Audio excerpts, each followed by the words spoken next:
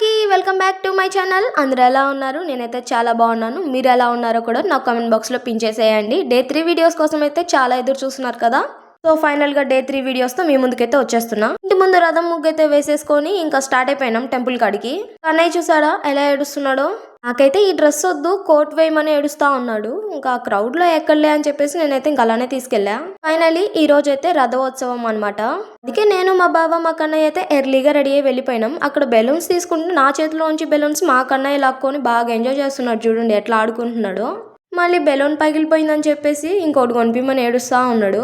మా కన్నయ్య ఎందుకో నాకు ఈరోజు అయితే చాలా ముద్దొచ్చేస్తున్నాడు. ఇంకా ఫెస్టివల్స్ జాతరలు అంటేనే చుట్టాలు బంధువులు అందరూ ఉంటారు కాబట్టి అందరినీ పలకరిస్తూ ఉండాలి. బాయ్స్ అయినా ఏంటి ఎంజాయ్ చేసేది జాతరలలో, మనము ఎంజాయ్ చేద్దామని చెప్పేసి నేను మా పాహుని అయితే వెళ్ళాం పీకలు ఊదుకుంటా.